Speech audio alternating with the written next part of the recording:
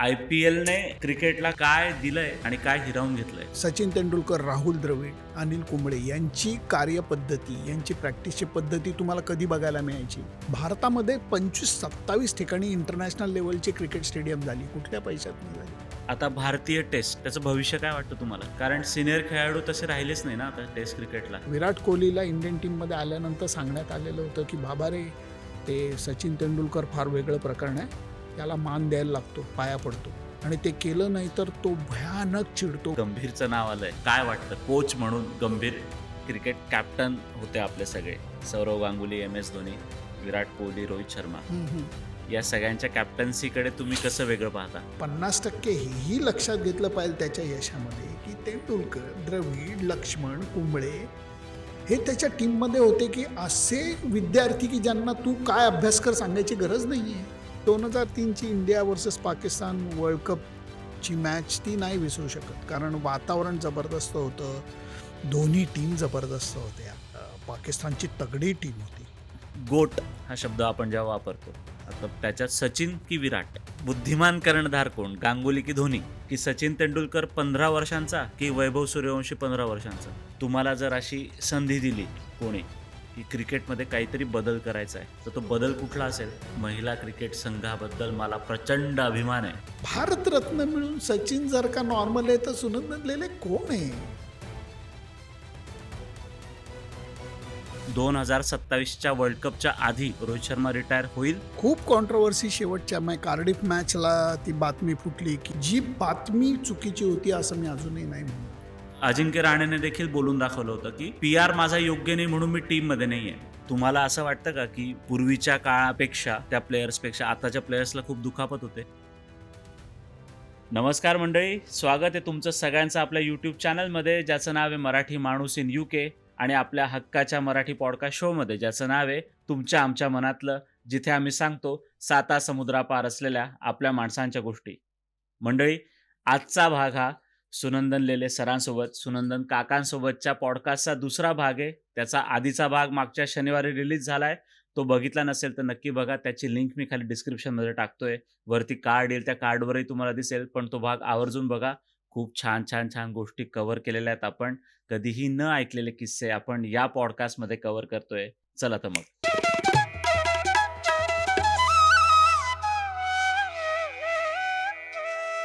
IPL ने क्रिकेटला काय दिलंय आणि काय हिरावून घेतलंय? काय हिरावून घेतलंयच्या पेक्षा काय दिलं, एक सेकंद आपण विचार करूया. एक जमाना असा होता की तुम्ही शेन वॉर्न विरुद्ध कधी खेळू शकायचा? स्वप्नात पण विचार केला नसेल कोणी. जेव्हा तुम्ही भारतीय संघात आलात अगदी. किंवा इंग्लंडच्या संघात आलात तर तुम्ही वॉर्न विरुद्ध खेळू शकायचा. आणि ते जे इवन सचिन तेंडुलकर, राहुल द्रविड, अनिल कुंबळे यांची कार्यपद्धती, यांची प्रॅक्टिसची पद्धती तुम्हाला कधी बघायला मिळायची? भारतीय संघात आल्यानंतर. IPL मुळे तुम्हाला वॉर्नच्या अंडर खेळता आलं. मी तरुण खेळाडूंचं म्हणतोय, जडेजा खेळला, मुनाफ पटेल खेळला, हे त्यावेळेचे लोक वॉर्नच्या बरोबर खेळले. वॉर्नची विचारसरणी काय, वॉर्न मेहनत कशी करतो, वॉर्न एखाद्या प्लेअरला ट्रॅप कसं करतो, हे करतो. सचिन तेंडुलकरची प्रॅक्टिसची पद्धत काय, तो शिस्त कशी पाळतो, क्रिकेटविषयी त्याची एकाग्रता कशी आहे, तुम्हाला IPL मुळे मुंबई इंडियन्सच्या छोट्या पोरांना ते बघता आलं. अगदी ठीक आहे, ही केवढी मोठी देण आहे अगदी. IPLची. हे झालं खेळाडूंबद्दल.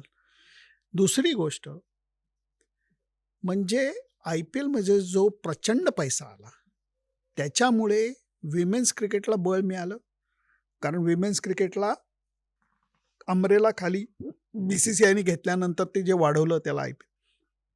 माजी खेळाडूंना पेन्शन कोणामुळे मिळालं? IPL मुळे मिळालं. तो जो पैसा आहे, भारतामध्ये 25-27 ठिकाणी इंटरनॅशनल लेवलची क्रिकेट स्टेडियम झाली. कुठल्या पैशात न झाली? आणि शेवटचा मुद्दा, IPL हे BCCIचं यश नाही आहे, हे खेळाडूंचं यश नाही आहे, हे क्रिकेटचं यश नाही आहे. मी संपूर्णपणे म्हणतोय, सर्वात जास्त हे यश इंडियन इकॉनॉमीचं आहे. कारण इंडियन इकॉनॉमीमध्ये एवढा दम आहे की they can churn out this kind of money. उद्या कोणी मजा म्हणून देत आहे का रे IPLला पैसे? मी तुला उद्या पैसे मागितले की एक मला 100 पाऊंड दे. तू म्हणशील चल देतो, चल ठीक आहे सुनंदन काका मला माहिती आहे. मी 1000 मागितले तरी बायकोची आणि तुझी भांडण होतील, पण अखेर तू मला देशील की चल माणूस ठीक आहे. कदाचित मी समजा तुला 1,00,000 पाऊंड मागितले, तू म्हणशील ए भाऊ का? कुठे? कशाला? का नाही विचारणार? तसं उद्या IPLला जे वारेमाप पैसे स्पॉन्सरशिपचे मिळत आहेत, कोणी गंमत म्हणून देत आहे का त्यांना त्याचे रिटर्न्स आहेत? रिटर्न्स आहेत म्हणूनच टाटा IPL आहे. टाटा मजा म्हणून नाही देते. अगदी.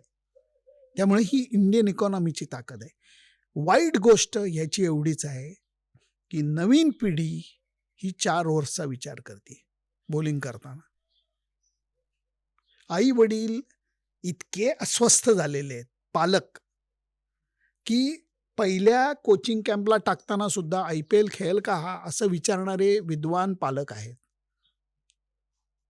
त्यामुळे कमर्शियलायझेशनचं जे IPLचं स्वरूप आहे त्याच्यातनं हे येणारे वाईट गोष्टी आहेत, पण माझ्या मते चांगल्या गोष्टी खूप आहेत. अगदी. खूप खूप चांगलं सांगितलं काका. म्हणजे मी परत तेच म्हणेल की मी या खुर्चीत बसलोय, प्रश्न विचारतोय, हे माझ्या मनात प्रश्न होते, तसे बऱ्याच लोकांच्या मनात हे प्रश्न असायचे. आम्हालाही अगदी IPLचा पैसाच दिसायचा, किती पैसा मिळतो यांना. पण तुम्ही हे जे सांगितलं की सिनियर प्लेअर सोबत खेळणं, त्याच्यातनं त्या छोट्या प्लेयर्सची ग्रोथ होणं मग? आणि ते आज मग? समोर येऊन खेळणं, खरंच म्हणजे प्रत्येकाला शिकायला मिळालं, जे कठीण होतं. की मी सचिन तेंडुलकरकडे जाऊन अपॉइंटमेंट घेऊन पण शिकू शकलो शक्य नसतो. नाही. तू तुझ्या टॅलेंटवर त्या टीममध्ये आला आणि शिकलास. तू बरोबर खेळू शकतोस त्याच्यात. अगदी काय पाहिजे? अगदी काय पाहिजे. काका आता आपण IPL बद्दल बोललो. आता भारतीय टेस्ट, त्याचं भविष्य काय वाटतं तुम्हाला? काही नाही, चांगलं आहे. उगाच एवढं घाबरण्याचं काही कारण नाही. कारण जे खेळाडू आहेत त्यांना वरिष्ठ खेळाडूही सांगतायत आणि क्रिकेटही त्यांना सांगतंय की किती IPL खेळलास, किती T20 खेळलास, किती वन डे खेळलास, तरी तुझं नाव जे होणार आहे ते टेस्ट क्रिकेटर म्हणूनच होणार आहे. अगदी. तुला लक्षात ठेवलं जाईल हे फक्त टेस्ट क्रिकेटर म्हणून ठेवलं जाईल. हे ज्या लोकांना कळतंय त्या लोकांना क्रिकेटचं महत्त्व कळतंय आणि त्या दृष्टीने ते मेहनत करतायत. त्यामुळे मला तरी असं नाही वाटत की टेस्ट क्रिकेटला प्रॉब्लेम आहे. मला नाही असं वाटत. कारण सिनियर खेळाडू तसे राहिलेच नाही ना आता टेस्ट क्रिकेटला. होतील, सिनियर खेळाडू निर्माण होतील. शुभमन गिल निर्माण होतोय. हो. बुमराह ऑलरेडी लिजंड कॅटेगरीत आहे. KL राहुल पण. KL राहुल आहे. त्यामुळे जयस्वालला कळतंय ते टेस्ट क्रिकेटचं महत्त्व. त्यामुळे असंही नाही आहे, लोकांना जे पते की बात आहे वो कळते बरोबर. पण टेस्ट क्रिकेट पण फास्ट होतंय का? होत आहे. कारण काय ओव्हरऑल समाजामधला संयमाचा भागच कमी होतोय. हे क्रिकेट पुरतं परत मर्यादित का ठेवतोय?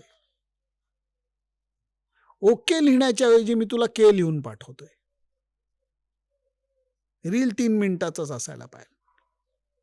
हे सगळं जर का तुमचं श्रिंक होत आहे त्याचा परिणाम क्रिकेटवर झाला, आश्चर्य काय? बरोबर. फुटबॉल एवढा महान खेळ आहे तरी आता का मग 22 मिनिटांचा हायड्रेशन ब्रेक म्हणून का ब्रेक घेत आहेत? बदल होत आहेत, समाजामध्ये बदल होत आहेत, त्याचा खेळावरही परिणाम होणार आहे. बरोबर. बरोबर आहे. असा एक गमतीशीर प्रश्न काका की अशा मैदानामागच्या, खेळामागच्या कुठल्या गोष्टी असतात ज्या प्रेक्षकांना कधीच दिसत नाही, आणि अजून एक सगळ्यांच्या मनात प्रश्न असतो की ड्रेसिंग रूम मध्ये नक्की काय गप्पा मारतात हे सगळे? ड्रेसिंग रूममध्ये सतत क्रिकेट चर्चेला येतं असं पण नाही. वातावरण लाईट ठेवायला खूप धमाल चालू असते, खेचाखेची चालू असते, खूप चालू असते. बरं. त्यामुळे त्रास देतात. म्हणजे सचिन तेंडुलकरला आपलं विराट कोहलीला इंडियन टीममध्ये आल्यानंतर सांगण्यात आलेलं होतं की बाबा रे, ते सचिन तेंडुलकर फार वेगळं प्रकरण आहे, त्याला मान द्यायला लागतो.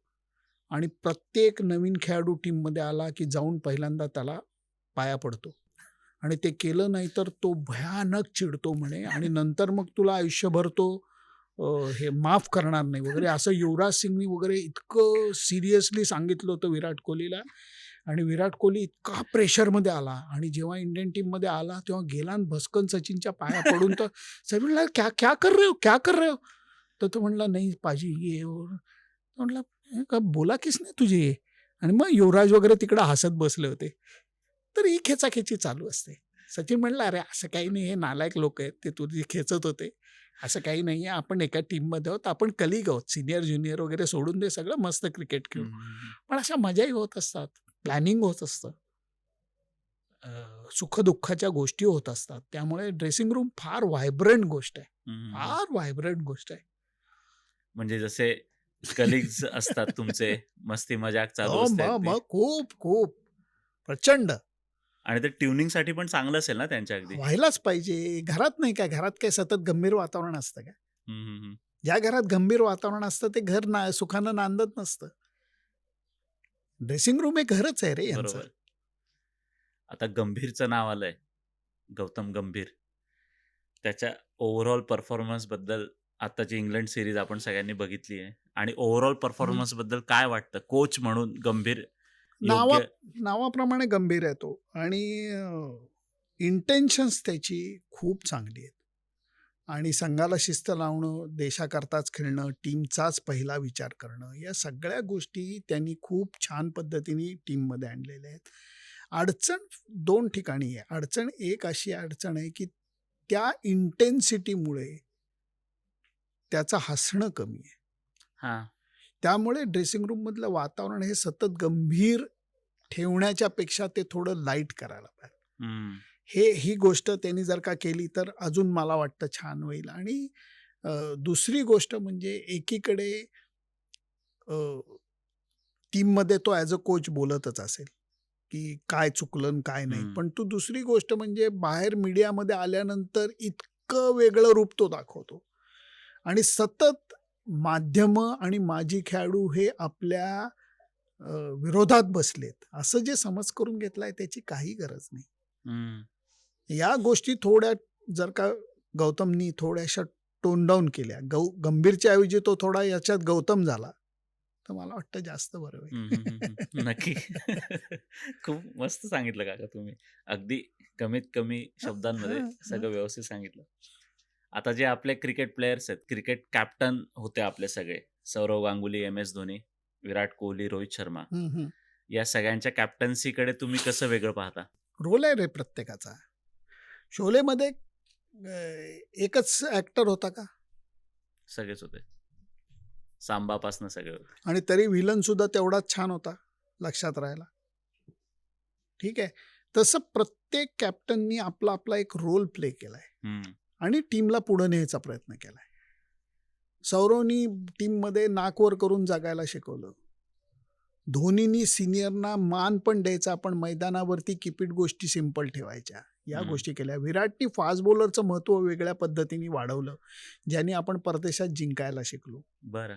टेस्ट मॅच जिंकायला शिकलो. रोहित शर्मानी लोकांना आपापल्या पद्धतीने खेळायला प्रोत्साहन दिलं आणि फुलायला संधी दिली. हम्म. मित्र झाला तो सगळ्यांचा अगदी. आणि त्याच्यातनं त्यांनी एक गोष्टी अचीव केल्या. तर प्रत्येकाचा एक एक रोल होता, पण बरोबर. त्यांनी सगळ्यामुळे इंडियन टीम सतत प्रोग्रेस करत राहिली. तुझा आणि माझा स्वभाव एकसारखा असू शकतो का? नाही. नाही. तसा प्रत्येक खेळाडूचाही स्वभाव वेगळा आहे, विचारशक्ती वेगळी. बरोबर. कोण रिस्क घेईल, कोण नाही घेणार, कोण आक्रमक असेल, कोण नसेल. परिणाम अखेर काय करायचा आहे? विराट आक्रमक होता, तो त्याचा रोल प्ले करायचा आणि पुजारा आक्रमकता डिफेन्स सॉलिड करून दाखवायचा. हम्म, हम्म, हम्म. प्रत्येकाचा रोल आहे, बरोबर. प्रत्येकाची वेगळी क्षमता आहे. प्रत्येकाला आपापल्या पद्धतीने खेळू देत, तीच तर मजा आहे क्रिकेटची. अगदी अगदी. हम्म. गांगुलीमुळे अग्रेशन आलं का टीम मध्ये? होतंच ऑलरेडी. गांगुलीमुळे अजून वाढलं, कारण गांगुली हा काय म्हणतात त्याला, आरेला कार्य करणार होता. हम्म, हम्म, हम्म. तोपर्यंत कसं होतं, लोक म्हणायचे अरे जाऊ दे, सोडून द्या, कशाला. हा. तो आल्यापासून त्यांनी लोकांना आरेला कार्य करणं सुरुवात केलं आणि त्यांनी, आणि गांगुलीच्या बाबतीत 50-50 होतं, कारण का गांगुलीनी सेहवाग, युवराज, झहीर खान, हरभजन सिंग यांना सपोर्ट केला. बरोबर. हे त्याचं मोठेपण आहे. हम्म, हम्म, हम्म. पण 50% हेही लक्षात घेतलं पाहिजे त्याच्या यशामध्ये की तेंडुलकर, द्रविड, लक्ष्मण, कुंबळे हे त्याच्या टीममध्ये होते की असे विद्यार्थी की ज्यांना तू काय अभ्यास कर सांगायची गरज नाहीये. सेल्फ मोटिवेटेड मोठे प्लेयर आहेत, गांगुलीपेक्षा खूप मोठे प्लेयर अगदी हे खरं. त्याच्या टीममध्ये होते. हे त्याचं 50% त्याच्या यशाचं रहस्य आहे. ते दोन्ही एकत्र येऊन ती टाळी वाजली. बरोबर. हां. अगदी अगदी खरंच सगळे दिग्गज खेळाडू त्या काळात हो, होते. मग मोठे खेळाडू, फार मोठे खेळाडू. आजच्या पिढीतला, आजच्या जनरेशन मधला असा एखादा खेळाडू तुम्हाला कुठला खेळाडू अंडररेटेड वाटतो? अंडररेटेड कशा अर्थाने म्हणतोयस म्हणजे? म्हणजे आहे, टॅलेंट आहे सगळे, पण तो येऊ शकत नाही वर. नाही, नाही. हल्ली एक इंडियन क्रिकेटच्या बाबतीत चांगलं आहे, जे मगाशी आपण बोलताना म्हणलं, की क्रिकेटचा अतिरेक झालाय. त्याची चांगली बाजू ही पण आहे, की आता कोणीही इंडियन क्रिकेटमध्ये राजिंदर सिंग गोयल नाही, पद्माकर शिवलकर नाही, मिलिंद गुंजाळ नाही, श्रीकांत कल्याणी नाही, अमोल मुजुमदार नाही. मी का यांचं उदाहरण देतोय, की आता सगळ्यांना संधी मिळते. बरोबर. इथं नाही तर तिथं, नाही तर तिथं संधी मिळते. प्रत्येकाला इंडिया कॅप लागतेय डोक्याला. हा फायदा पण आहे अतिरेकी क्रिकेटचा. त्यामुळे अंडररेटेड किंवा हे नाहीये, परंतु इतकं काय म्हणतात त्याला, कॉम्पिटिशन इतकी तीव्र झालेली आहे, की आता रजत पाटीदार, क्रिकेटचंच उदाहरण घे. रजत पाटीदार टेस्ट म्हणून 3-4 टेस्ट मॅच खेळला, पाठोपाठ खेळला. का माहित नाही क्रिकेटनी त्याला यश नाही दिलं. आणि त्याच रजत पाटीदार ज्या संघाकडनं खेळत होता, त्याचा कॅप्टन विराट कोहली होता. त्याला IPL मध्ये यश नाही मिळालं. रजत पाटीदार कॅप्टन झाला, गेले 2 वर्ष IPL ते जिंकतायत. बरोबर. क्रिकेटमध्ये पुष्कर असं का होतं, मला न कळलेली गोष्ट आहे. देवा शपथ मला अजूनही कळलं नाही, की असं का होतं. कोण कुठे चमकेल. आणि कोणाला कधी 10 रन्स करता सुद्धा डोळ्यातनं पाणी काढतं क्रिकेट. नाही तर नाही देत. डोकं आपटलं तरी रन्स होत नाहीत. ही गोष्ट बघायला मिळते ना पण. त्यामुळे अंडररेटेड असं नाहीये, परंतु खूप चांगले प्लेयर्स आहेत. मला शुभमन गिलकडनं सुद्धा खूप अपेक्षा आहेत. कारण जबरदस्त बॅट्समन आहे. अगदी. फिटनेसच्या बाबतीत त्याला जरा काळजी घ्यायला लागणार. हां. कारण आता अतिरेकी खेळाबरोबर 2 ठिकाणच्या प्रेशरची कॅप्टनशिप त्याच्याकडे आहे. वन डे आणि टेस्ट आहे आणि IPL आहे. बरोबर. त्यामुळे त्याचा बॉडीवरती परिणाम होणार आहे. ते तो टोन डाऊन कसं करेल, हे खरं फार महत्वाचं आहे. सगळ्याच प्लेयर्सला अशी काळजी आता आहे ना, घ्यावीच लागणार आहे आहे पुढे, ना. की बरंच खेळावं लागणार हो, आहे हो. त्यांना. तुमच्या एखाद्या अशी कायम लक्षात राहिलेली क्रिकेटची मॅच आहे का? होय, फारच आहेत बाबा.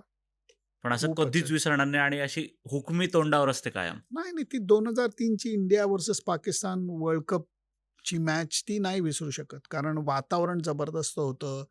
दोन्ही टीम जबरदस्त होत्या. पाकिस्तानची तगडी टीम होती आणि त्यांनी पहिली बॅटिंग करताना मोठा स्कोर उभारला होता. जबरदस्त बॉलिंग अटॅक होता. Wasim, Waqar, Shoaib Akhtar, Shahid Afridi, Abdul Razzaq, you name it, जबरदस्त. आणि त्या मॅचमध्ये सचिन तेंडुलकरनी केलेली बॅटिंग आणि युवराज आणि राहुलनी दिलेलं फिनिशिंग टच, उफ क्या बात आहे. कैफनी लागोपाठ 2 बॉलवर विकेट गेल्यानंतर केलेली सचिन बरोबरची पार्टनरशिप लाजवाब. त्या मॅच सारखं वातावरण मी पाहिलंच नाही, खरंच पाहिलं नाही. त्यामुळे ती मॅच कायमस्वरूपी डोक्यात राहते, because of pure quality of cricket आणि त्यांनी निर्माण झालेलं त्या स्टेडियम मधलं वातावरण लाजवाब. आणि ते असंही पोर्ट्रे केलं जायचं ना, असंही दाखवलं जायचं लोकांना, की शोएब अख्तर रावळपिंडी एक्सप्रेस, जो 160च्या वर पण त्याने बॉल टाकलाय किलोमीटर प्रति तासाच्या, आणि वर्सेस तेंडुलकरवर पण प्रेशर असेल आणि प्रेक्षक म्हणून आपण अरे नाही म्हणजे आपल्याला पण अपेक्षा तेंडुलकरकडनं खूप, की याने खेळलंच पाहिजे. तर ती खरंच 2003चं भन्नाट सॉलिड प्रेशर असेल सगळं ते. प्रेशर. पण ते फरक आहे विचारांमध्ये. आपण ज्याच्याकडे प्रेशर दडपण म्हणून बघतो, त्याच्याकडे ते संधी म्हणून बघतात. हाच फरक आहे त्यांच्यात आणि आपल्यात. ते म्हणतात हे मोठं स्टेज आहे, इथे मी परफॉर्म केलं तर मला जग मानेल, नाही तर कोण मानेल. त्यामुळे केलं तर मी मोठा प्लेअर होणार, ही संधी आहे माझ्यासाठी, संकट नाहीये. हाच विचारातला फरक आहे त्यांच्यात आणि आपल्यात. काका, आता तुमचं इतकं मोठं YouTube चॅनल आहे, म्हणजे 1,50,000 वर त्याचे सबस्क्रायबर्स आहेत, व्ह्युअर्स त्याच्यापेक्षा जास्त असतील, सोशल मीडियावर पण तुम्ही खूप सक्रिय आहात. Instagramवर, Facebookवर मी कायम रील्स बघत असतो. पण तुम्हाला असं वाटतं का, की या सगळ्या प्लॅटफॉर्म्समुळे social media, YouTube, Instagram, Facebook पत्रकारिता कठीण झाली आहे? अ, नाही, कठीण नाही झालेली. तुम्हाला अडॅप्ट करता यायला पाहिजे. कारण जमाना बदलतोय, टेक्नॉलॉजी बदलतोय, त्याला नाकारून चालणार नाही. हं. जग पुढे सरकतंय आणि तुम्ही नाही, मी इथंच उभा राहणार, तर तुम्ही मागे फेकले जाल. नाही करून असं चालत. त्यामुळे पत्रकारितेच्या सर्व क्षेत्रामध्ये तुम्हाला मुक्त संचार करता यायला पाहिजे. मग तो रेडिओ आहे, तो टीव्ही आहे, ते न्यूज प्रिंट आहे, न्यूजपेपर आहे आणि सोशल मीडिया आहे. का तुम्हाला या सगळ्यात विहार का नाही करता येत? आणि मी म्हणेन सोशल मीडिया लेले स्टाईल उदाहरण देऊ. सोशल मीडिया ही मला काड्यापेटीची काडी वाटते. त्यांनी निरांजनही पेटवता येतं, घरही पेटवता येतं. वापर काय कसा पेटवायचं? हां. तू तू कसं वापरायचंय त्याला, हे तू विचार कर ना. तू चांगल्या पद्धतीने वापरला तर सोशल मीडिया भन्नाट आहे. त्याचा चांगलाही उपयोग होऊ शकतो. हं, हं, हं. आपण तो करायला पाहिजे एवढाच प्रश्न आहे फक्त. अगदी, अगदी. हं. मग तुम्ही आता क्रिकेट समीक्षक म्हणून पण खूप प्रसिद्ध आहात. तर तुम्हाला जेव्हा लोकप्रिय मतांच्या विरोधात जावं लागतं बोलताना, तेव्हा ते अवघड जातं का?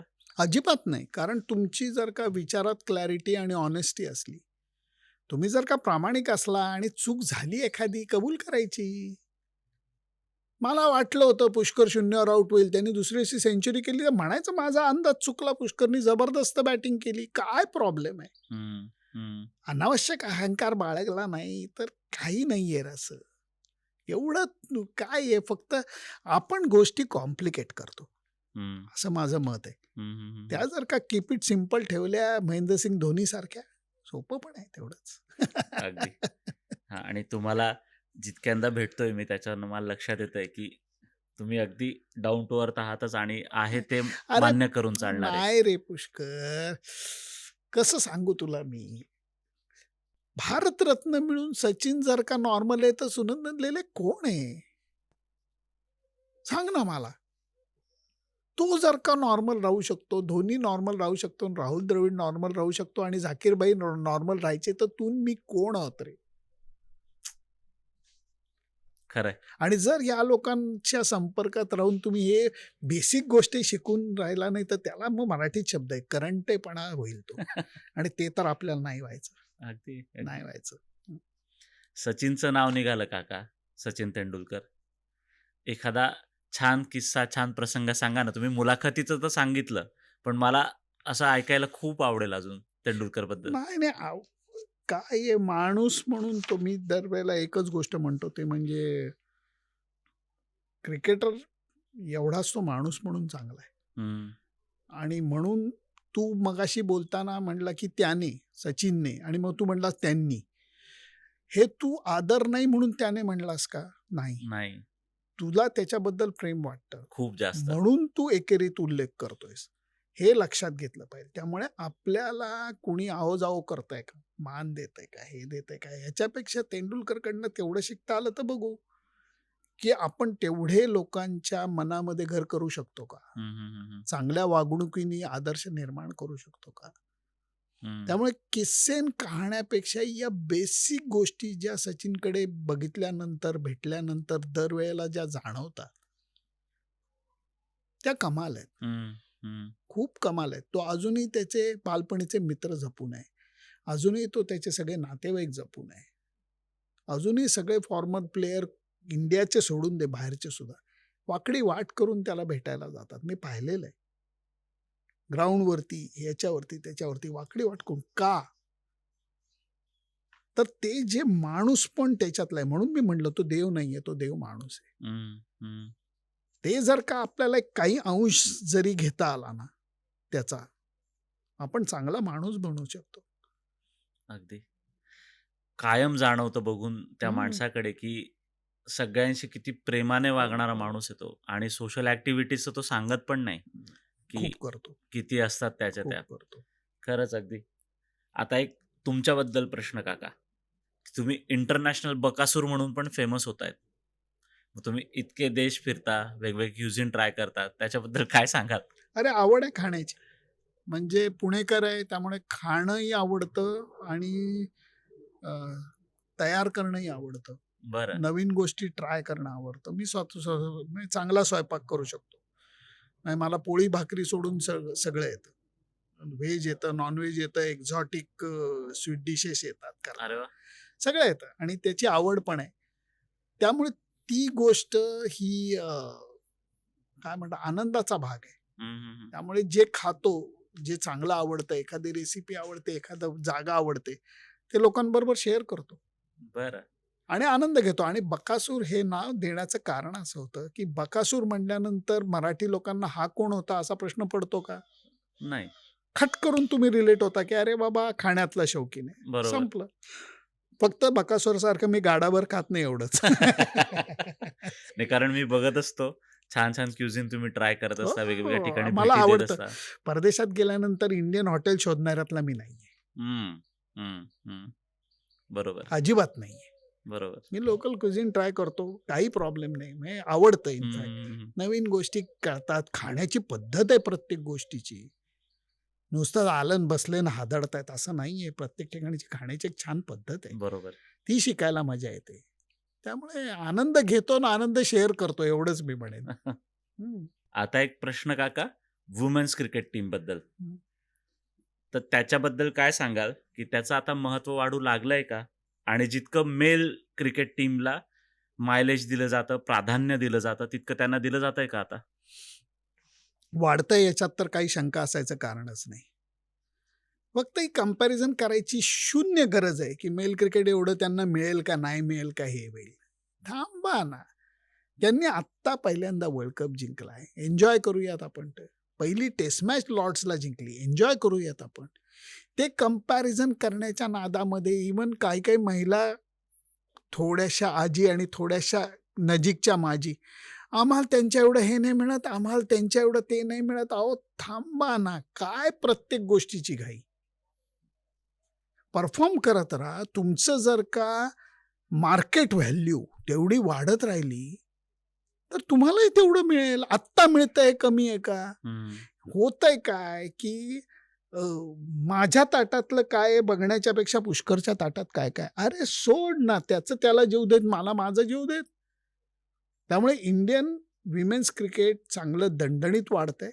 बी-सी-सी-आयनी पूर्वी नुसतंच त्यांना छत्रछायेखाली घेतलं होतं. आता त्यांना ते फुल फ्लेज सपोर्ट देत आहेत, ज्याला खूप मोठं श्रेय हे शरद पवारांना सुरुवातीच्या काळामध्ये आणि आत्ताच्या घडीला जय शाह सॉलिड सपोर्ट करतायत. बरं. बी-सी-सी-आयच्या माध्यमातून त्यांनी केलं, आता आय-सी-सीच्या माध्यमातून करतायत. त्यामुळे खूप काय म्हणेन मी, उज्ज्वल भविष्य आहे इंडियन वुमेन्स क्रिकेटला. खूप उज्ज्वल भविष्य आहे. कारण मी तुमचं एक वाक्य ऐकलं होतं, की महिला क्रिकेट संघाबद्दल मला प्रचंड अभिमान आहे. का नाही? का नाही? आवड आहे, अभिमान आहे. जेवढं शक्य आहे तेवढं आम्ही सपोर्टही करतो. फक्त हे सारखं बाकी खेळ आणि मेन्स क्रिकेट. मेन्स क्रिकेट आणि विमेन्स क्रिकेट. अरे नका सारखं कंपॅरिझन करू. हं. काही गरज नाही त्याची. प्रत्येकाला आपलं एक स्थान आहे ना अगदी, आणि ते एन्जॉय करूयात ना. अगदी, अगदी. आणि दिसून येतंय, की उज्ज्वल भविष्य भाई आहे. भरपूर आहे. आपण खूप पुढे जाणार आहे हो, या हो, क्षेत्रात. हो. अगदी 100%. आता काका एक रॅपिड फायर हो, जरूर. तुमच्यासोबत. तर गोट हा शब्द आपण जेव्हा वापरतो, आता त्याच्यात सचिन की विराट? नाही, सचिन. कारण विराटला मार्ग दाखवणारा सचिन होता. हो. या मार्गावरनं जाऊन तू एवढं अचीव्ह करू शकतोस. हं. पण मी गोटच्या ह्याच्यामध्ये मी तेवढ्या स्ट्रॉंगली राहुल द्रविड आणि अनिल कुंबळेचं नाव घेईन. बरं. हां, कारण अनिल कुंबळेला मान अपेक्षित न देऊन आपण मूर्खपणा केलेला आहे. कारण हे विसरायला नको, की 650 विकेट्स आहेत. हो. कशाला म्हणतात? खरं. कशाला म्हणतात? काही सचिनपेक्षा कमी कामगिरी नाही. बॉलिंग डिपार्टमेंटमध्ये एवढंच. ऑलमोस्ट 20-22 वर्ष त्यांनी सुद्धा सेवा केली इंडियन क्रिकेटची. म्हणजे अनबिलिव्हेबल त्याचं कॉन्ट्रिब्युशन आहे. आपण त्याला तेवढा मान देत नाही, आपण मूर्ख आहोत. अगदी. त्यामुळे माझ्याकरता अनिल कुंबळे सुद्धा गोट आहे. बरं. अगदी जबडा तुटलेला असताना देखील अरे बॉलिंग काय करणं आणि काय देशासाठी काय काय खरं भरपूर केलंय अगदी. पुढचा प्रश्न गोटच. सचिन तेंडुलकर की सुनील गावस्कर? तुझं लग्न झालंय? झालंय. हे तू नको ऐकू का? तुझं लग्न झालंय? झालंय. आता याच्यामध्ये उद्या येऊन मधुबाला आणि माधुरी दीक्षितचं स्थळ तुला समोरनं चालत आलं तर तू म्हणशील का नाही अरे माझं लग्न झालंय का म्हणशील जरा विचार करून सांगतो. कशाला कंपॅरिझन करायचं? आनंद एवढा आहे दोघं जणांना आपल्याला बघायला मिळालं. दोन्ही भारतीय. गावस्कर महान, सचिन तेंडुलकर महान. त्या दोघांच्या एकमेकांबद्दलचं प्रेम तू बघायला पाहिजेस. अगदी. नकोय कंपॅरिझन. अरे दोन्ही एन्जॉय करू. काय गरज आहे? नाही, आमच्या घरात कसं आहे, आई सुनील गावस्कर फॅन, मुलं सचिन तेंडुलकर फेअर इनफ. आणि पुतण्या Virat Kohli fan. Fair enough enough. ते असायला काहीच हरकत नाही. पण सगळेच आपले आहेत ना. अगदी. मग त्याचा आनंद घेऊ ना. कशाला कंपॅरिझन करायचं? मग पुढचा रॅपिड फायरचा प्रश्न कंपॅरिझनचा होता. विचारू का की बुद्धिमान कर्णधार कोण, गांगुली की धोनी? नाही नाही नाही अजिबातच नाही. मी मगाशी याचं डिटेल उत्तर दिलेलं आहे हो, की हो. बुद्धिमान कर्णधार हे सगळेच होते. त्याने आपापल्या पद्धतीने बुद्धी वापरून इंडियन टीमला पुढे नेलेलं आहे. हम्म, हम्म, हम्म. त्यामुळे सगळेच महान. बरोबर. सर्वात कमी कौतुक झालेला एखादा खेळाडू आहे का? अनिल कुंबळे. अनिल कुंबळे. अनिल कुंबळे 650 विकेट. अरे बाबा, कपिल देव महान बॉलर आहेत का? हो का नाही? आहेतच. नक्की का?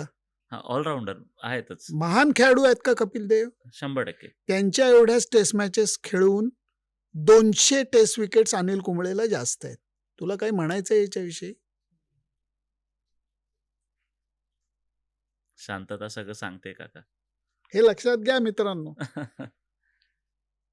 तुमचं आवडतं क्रिकेट ग्राउंड कोणतं आहे? Cape Town, Newlands. बरं. शंकाच नाही काही. काय विशेष आहे असं त्याच्यात आवडीचं म्हणून? कॉलोनियल लुक आहे. अजून त्यांनी ग्रास बँक ठेवलेली आहे बरं. की जिथं लोक येऊन चित्रकार चित्रवित्र काढतात मॅच चालू असताना. हम्म, हम्म, हम्म, आणि मागं टेबल माउंटन असं मोठ्या भावासारखं उभं आहे माहितीये. हम्म. अप्रतिम बरं. अप्रतिम ग्राउंड आहे. मला फार आवडतं. माझ्यासाठी नंबर 1 ग्राउंड म्हणलं तर केपटाऊन, न्यूलँड्स. बरं बरं. समालोचन की लेखन? अर्थात लेखन. बरं. कारण तुम्ही झालेली गोष्ट सांगणं हे समालोचन आहे. हम्म. लेखनामध्ये तुम्ही स्वतःची मतं एक्सप्रेस करू शकतात जास्त स्ट्रॉंगली. आणि दुसरी गोष्ट म्हणजे ते तिथं राहतं. वर्तमानपत्र तू 80 सालचं काढून बघितलंस तरी ते तिथं राहतं. हे निघून जातं. हे निघून जातं. त्यामुळे बरोबर. महत्व आहे त्याला. बरोबर. टेस्ट, वन डे की T20? हे नाही चुकीचा प्रश्न. 100% टेस्ट. बरं. 100% टेस्ट. काही संबंधच नाही. एका शब्दात, आता मी प्लेयर्सची नावं घेईल तर एका शब्दात त्यांचं वर्णन करा. सचिन तेंडुलकर. देव माणूस. राहुल द्रविड. आई. सौरव गांगुली. दादा. धोनी. मातीतला माणूस. कोहली. गो गेटर. रोहित शर्मा. मित्र. बुमराह. चमत्कार. जवागल श्रीनाथ. सातत्य. अरे वा, सगळ्यांची छान छान नावं सांगितली काका तुम्ही अगदी. आणि तुम्ही त्यांच्याशी पण किती जोडले गेले आहात ते याच्यावरनं कळलं मला. भरपूर. या सगळ्यांचा मला सत्संग मिळाला रे. अगदी अगदी. सगळ्यांचा सत्संग मिळाला. बुमराला चमत्कार का? कारण त्याच्या ऍक्शन सकट बुमराच्या सगळं वेगळं आहे. आणि त्या ऍक्शननी तो जे काही बॉलिंग टाकताना करून दाखवते त्याला मी चमत्कार म्हटलं. रनअप अगदीच कमी आहे. सगळंच वेगळं आहे. सगळंच आणि वेगळं आहे. तरी तो जी जादू निर्माण करतो त्या ह्याच्यामध्ये तो चमत्कारच आहे. अजून एक रॅपिड फायरचा प्रश्न की सचिन तेंडुलकर 15 वर्षांचा की वैभव सूर्यवंशी 15 वर्षांचा? वैभव सूर्यवंशी हा जास्त काय म्हणतात त्याला तयारी करून आला हे विसरायला नको. सचिन तेंडुलकरनी कमी केली असं अजिबातच नाही. पण सचिन तेंडुलकरला मार्गदर्शन करायला रमाकांत आचरेकर पण होते हम्म. आणि त्याचा मोठा भाऊ पण होता. हो. वैभवला ते त्याच्या वडिलांनी घडवलेलं आहे. त्यामुळे वैभवचे जे अ, आत्मविश्वास आहे तो फार वेगळ्या लेवलचा आहे. हम्म. त्यामुळे मी हा का तो असं नाही म्हणणार, पण या दोघांमधली ही जी मजा आहे ना ती कमाल आहे. म्हणजे सचिन स्वतः वैभवचे जे काही काही शॉट खेळण्याची पद्धत बघून वेडा होतो. म्हणजे त्यांनी जर का क्रिकेटची साधना आराधना करत राहिला तर कमाल करू शकेल. म्हणजे सगळेच रेकॉर्ड्स. नाही, रेकॉर्ड्स ही फार लांबची गोष्ट आहे रे मित्रा. तू आत्ताचा पॉडकास्ट हे ग्रॅमी मिळेल म्हणून करतोयस का? नाही. नाही ना, लांब आहे, तसं खूप लांबची जर्नी आहे. त्यामुळे रेकॉर्ड ही गोष्ट आत्ता नजरेच्या टप्प्यात पण नाहीये, काहीच संबंध नाहीये त्याच्यामध्ये. परत तो मी म्हणून म्हणलो तो क्रिकेटची आराधना साधना किती करतो याच्यावरती अवलंबून. बरोबर. रॅपिड फायरचा तर आता आपला राऊंड झालेला आहे, पण तुम्ही पुढच्या 10 वर्षात भारतीय क्रिकेट कुठे बघता? नाही, उत्तम आहे. Already test cricket, one day cricket, T20 क्रिकेटमध्ये सेटल्ड आहे. भारतीय क्रिकेट नियामक मंडळाने क्रिकेटचा जो ढाचा बनवलेला आहे भारतीय क्रिकेटचा तो खूप छान बनवला आहे.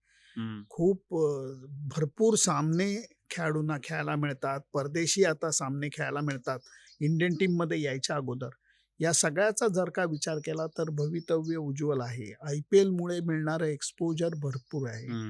इंडियन टीमच्या खेळाडू क्रिकेटर्स ना जेंट्स लेडीज दोघांनाही आर्थिक पाठबळ जबरदस्त आहे. त्यामुळे तुम्हाला ज्या चिंता करायच्या ज्या गोष्टी आहेत त्या कमी आहेत. आता तुम्हाला फक्त लक्ष केंद्रित करायचं आहे ते खेळावर. बरोबर. ते जर का तुम्ही केलं तर उज्ज्वल भविष्य आहे. नक्कीच नक्कीच.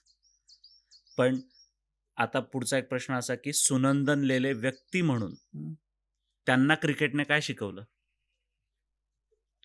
बऱ्याच गोष्टी शिकवलेल्या आहेत, परंतु सर्वात महत्वाची गोष्ट ही शिकवलेली आहे की यश आणि अपयश ह्या एका नाण्याच्या दोन बाजू आहेत. त्या कधी येतात कधी जातात. त्यामुळे या सगळ्या गोष्टी पचवून तुमचा प्रवास जर का चांगला माणूस बनण्याकडे गेला झाला तर मला वाटतं क्रिकेटने दिलेली ती सर्वात मोठी देणगी आहे. अरे वा. आणि प्रयत्न तोच चालू आहे. अरे वा. 100%. तुम्हाला जर अशी संधी दिली कोणी की क्रिकेटमध्ये काहीतरी बदल करायचा आहे तर तो बदल कुठला असेल? जसं आता UK मध्ये 100s म्हणून चालतं की नाही, 5च नाही, बॉल एका ओव्हरमध्ये आणि असं काहीतरी एक बदल केलेला आहे. तुम्हाला जर संधी मिळाली तर तुम्ही काय कराल? मी बदल करेन पेक्षाही मी म्हणेन की गोलंदाजांवरचा अन्याय थोडा कमी करेन. म्हणजे फ्लॅट विकेट, नंतर 2च फिल्डर बाहेर उभं करा. म्हणजे तुम्ही जास्त वेगाने बॉलिंग टाकू शकत नाही, जास्त वळवू शकत नाही, एवढेच नियम यायचे बाकी आहेत. एवढ्या बॉलरवरती अन्याय, तो बॉलरवरचा अन्याय थोडासा कमी करेन. आणि अजून एक जो नियम आहे की लेग बाय नावाची एक जी गोष्ट आहे, तर लेग बाय ही गोष्ट मला नामान्य आहे. त्याचं कारण असं आहे की तू समजा बॉलिंग टाकतोयस, मला लेग बाय मिळते कधी की मी खेळताना चुकलोय आणि मला पायावरती हातावरती कुठंतरी लागून बॉल गेलेलो आहे. ह्याच्यात त्या गेल्यानंतर मला जी रन मिळते त्याच्यात माझं कौशल्य शून्य आहे, काहीच नाही. समजा उद्या तू बॉल टाकला आणि माझ्या पायाला चाटून बाउंड्री गेली तर त्याच्यात माझं कौशल्य काय?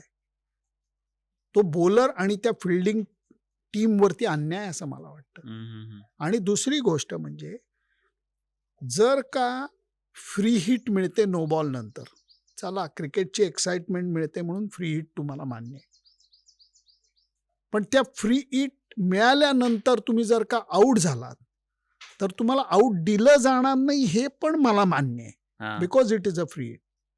पण तुम्ही आऊट झाला तर त्या ज्या रन काउंट होतात ते नको व्हायला, ते मला अन्याय वाटतो. ते झालेलं कारण.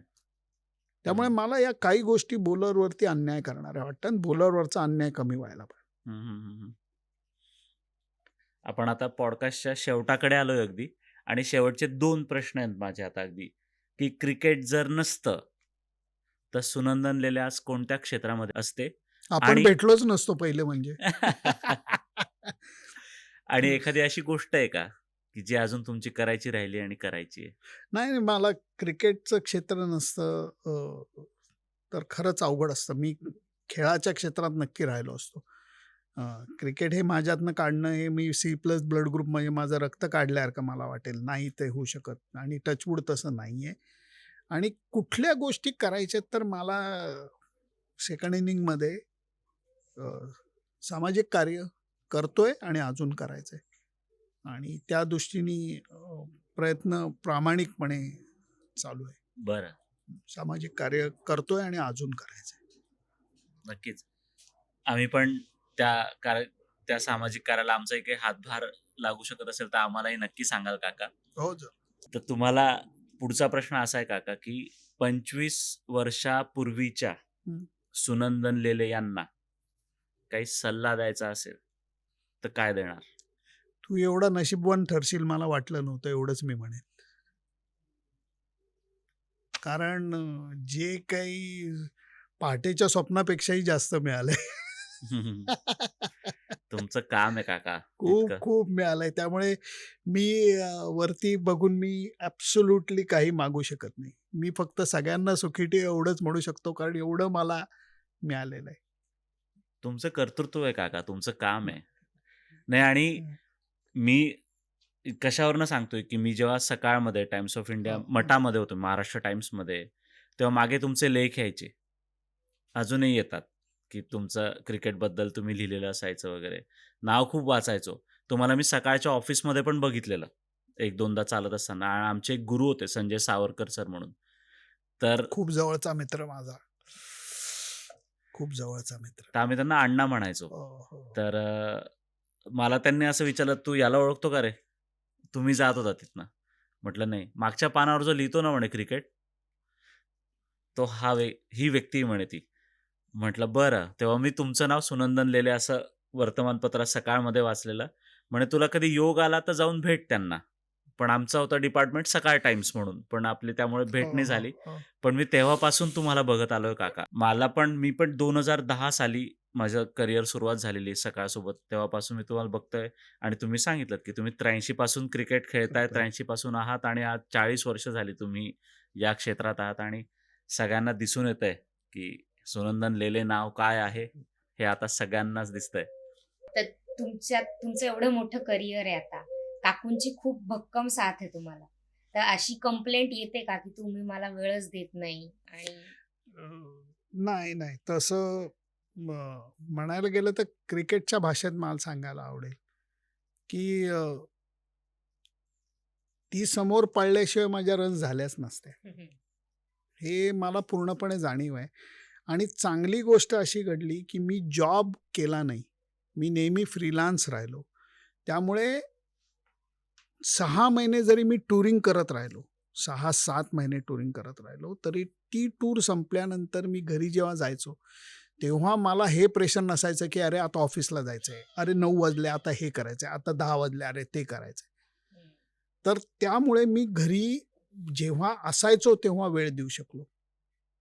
आणि मी म्हणेन ही आमची माझं हे जे काही करिअर आहे ही आमच्या दोघांची 3 पायांची शर्यत आहे.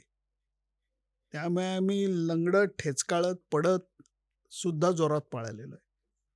एवढंच मी म्हणेन अगदी. म्हण तुमचं फ्रीलान्सिंग आहे. तर आता एरवी टूरच्या व्यतिरिक्त मग तुम्ही अजून सामाजिक कार्य म्हणालात. त्या व्यतिरिक्त मग तुम्ही काय करता फावल्या वेळेत? काय नाही धमाल करतो, जगतो मजबूत, भरपूर म्युझिक ऐकतो, नंतर मित्रांबरोबर, मैत्रिणींबरोबर, घरच्यांबरोबर वेळ घालवतो, खादाडी करतो, भटकतो प्रचंड प्रमाणात आणि सोशल वर्क जे म्हटलं त्याच्यातही मन खूप रमतं. त्यामुळे या सगळ्या गोष्टींचा मनमुराद आनंद घेतो. अरे वाह! हो, हो. अरे वाह! मुलाखत खूप खूप छान रंगली काका.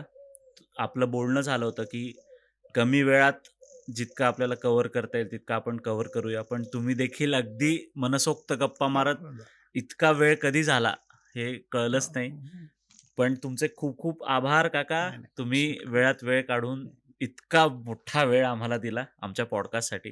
त्याने नक्कीच आमच्या चॅनललाही मदत होईल मोठं व्हायला आणि हे तुमचे आशीर्वाद म्हणून मी स्वीकारतो, की इतका नाही. वेळ तुम्ही आम्हाला दिलात. नाही, तर आनंद आहे. आनंद आहे. माय प्लेजर. कारण योग जमून यायला लागतो. अगदी. आलो होतो इथे त्यामुळे आज योग जमून आलाय आणि त्यामुळे बघा फक्त ही मुलाखत असं नाही, याचा चॅनल पण बघा जरा. सबस्क्राईब वगैरे करा. कारण पॉडकास्ट ही गोष्ट अशीच असते, की सपोर्टशिवाय होत नाही. प्रत्येक पॉडकास्ट करणारा प्रयत्न हाच करत असतो, की सर्वोत्तम कंटेंट हा सादर करावा आणि त्या प्रोसेसला पुष्करच्या सुरुवात झाली. त्यामुळे आपण सगळ्यांनी मिळून सपोर्ट करूया. अरे वाह! काका खूप आभार तुमचे. खूप खूप आभार. तर मंडळी, असा होता आजचा आपला पॉडकास्ट सुनंदन लेले सरांसोबत, माझ्या सुनंदन काकांसोबत. त्यांनी खूप काही किस्से आपल्याला सांगितले, खूप काही गोष्टी सांगितल्या. क्रिकेट व्यतिरिक्त देखील त्यांचा प्रवास जाणून घेण्याचा आपण प्रयत्न केला या पॉडकास्टमधनं. इतक्या 40 वर्षाच्या करिअरमध्ये खूप साऱ्या आठवणी त्यांच्या मनात आहे. त्या 1.5 तासाच्या पॉडकास्टमध्ये कव्हर होतील का हे मलाही माहीत नव्हतं, हे त्यांनाही माहीत नव्हतं. तरी देखील आपण खूप साऱ्या विषयांना हात लावण्याचा प्रयत्न केला. काकांनी देखील त्यांच्या 40 वर्षाच्या आयुष्याला उजळणी दिली या पॉडकास्टमध्ये आणि खूप छान किस्से, जे प्रश्न आपल्या मनात होते, जे आपल्या पॉडकास्टचं नाव आहे तुमच्या आमच्या मनातलं, तर त्या प्रश्नांची उत्तरं आपण काकांकडनं मिळवून घेण्याचा प्रयत्न केला. पण काकांचा इतका मोठा प्रवास आहे, इतका मोठा त्यांनी त्याग केलाय खरं सांगायचं तर, की या सगळ्या क्षेत्राला कव्हर करण्यासाठी आणि अचूक माहिती, अचूक विश्लेषण ते आपल्यापर्यंत पोहोचत राहतात. काकांचं देखील YouTube चॅनल आहे. खूप मोठ्या प्रमाणात त्याच्यावर व्हिडिओज असतात काकांचे. खूप छान व्हिडिओज टाकतात. ते देखील तुम्ही YouTube चॅनल सबस्क्राईब करा. Instagramवर देखील काका सुनंदन लेले, Facebookवर देखील आहेत. तिथे देखील त्यांना तुम्ही फॉलो करा. शिवाय इंटरनॅशनल बकासूर हे देखील त्यांचं एक आता Instagram अकाउंट आहे. त्याच्यावरही जा. काका कुठले क्युझिन ट्राय करतात.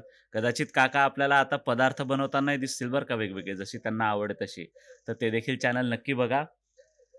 हा व्हिडिओ तुम्हाला कसा वाटला ते मला कमेंटमध्ये नक्की सांगा. चॅनलला सबस्क्राईब केलं नसेल तर नक्की सबस्क्राईब करा. व्हिडिओ जास्तीत जास्त लोकांपर्यंत शेअर करा. क्रिकेट प्रेम सगळ्या भारतीयांचं आहेच. क्रिकेट प्रेम कधी कमी होणारच नाही. पण ते क्रिकेट कव्हर करत असताना एखादी व्यक्ती काय करते हे देखील आपण आजच्या पॉडकास्टमध्ये कव्हर करण्याचा प्रयत्न केला.